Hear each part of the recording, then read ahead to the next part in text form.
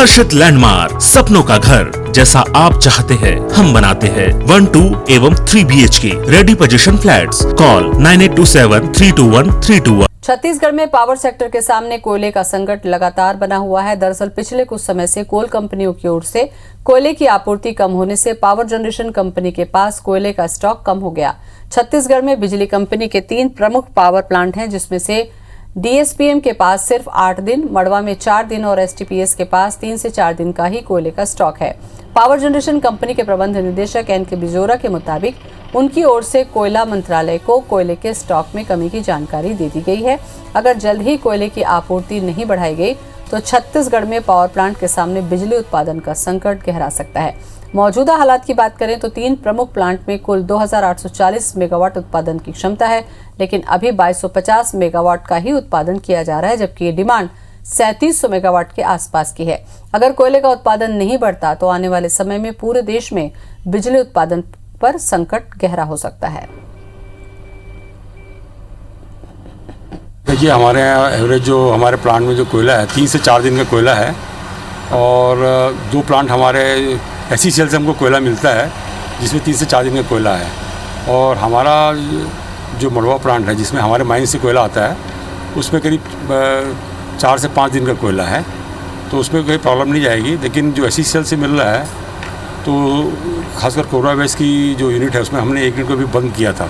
कोयले की कमी के कारण 1 यूनिट को 210 मेगावाट की यूनिट को बंद रखा था। अभी भी हो सकता है कुछ दिन बंद रखना पड़े।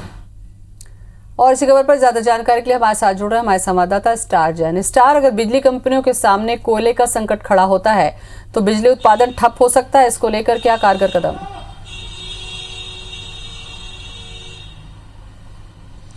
देखिए, पूरे देश में इस समय कोयले का संकट है। दरअसल पिछले कुछ समय खासकर कोल माइंस के जो सेक्टर्स हैं वहां पर भारी बारिश हुई है, जिसके कारण कई माइंस बंद हो चुकी है और कोल का उत्पादन कम हुआ है। सरकार की तरफ से दबाव बनाया गया है कि कोयले का उत्पादन बढ़ाया जाए, लेकिन जितनी आवश्यकता पावर कंपनियों का है उसके अनुपात में कोयले का उत्पादन नहीं बढ़ सका है, जिसके कारण रोलिंग स्टॉक इसे कहा जाता है कि दैनिक आधार पर कोयले का स्टॉक कंपनियों को मिलता है, उसमें एक भारी शॉर्टेज देखने को मिल रही है। छत्तीसगढ़ की बात करें तो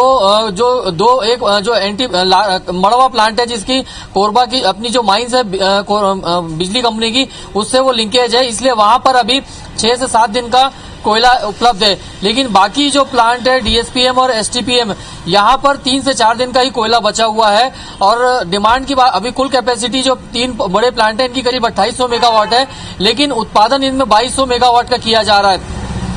डिमांड जो है लगभग 3700 मेगावाट की है। तो ऐसे में यदि कोयले का उत्पादन नहीं बढ़ता है तो जो 2 यूनिट को अभी बंद रखा गया है, अधिकारी भी साफ बता रहे हैं कि यदि कोयले का उत्पादन नहीं बढ़ता है या कोयले की सप्लाई ज्यादा नहीं होती है तो फिर उस यूनिट को लगातार बंद रखना पड़ेगा और ऐसे में पावर शॉर्टेज हो सकता है। पूरे देश में ये स्थिति है। छत्तीसगढ़ में जो कोयले का उत्पादन हो रहा है उससे दूसरे पावर प्लांट्स जो अलग अलग राज्यों में मौजूद हैं वहां पर भी सप्लाई किया जाना है, इसलिए छत्तीसगढ़ को जितनी जरूरत उतने कोयले की सप्लाई नहीं हो पा रही है, जिसके कारण ये संकट बना हुआ है। और अधिकारियों का साफ कहना है कि कोल मंत्रालय के साथ साथ बिजली मंत्रालय को भी उन्होंने इसकी सूचना दे दी गई है कि कोयले का संकट है और यदि स्थिति जल्द नहीं सुधरती है तो छत्तीसगढ़ में भी पावर संकट जो गहरा सकता है। चलिए, बहुत बहुत शुक्रिया स्टार जानकारी के लिए।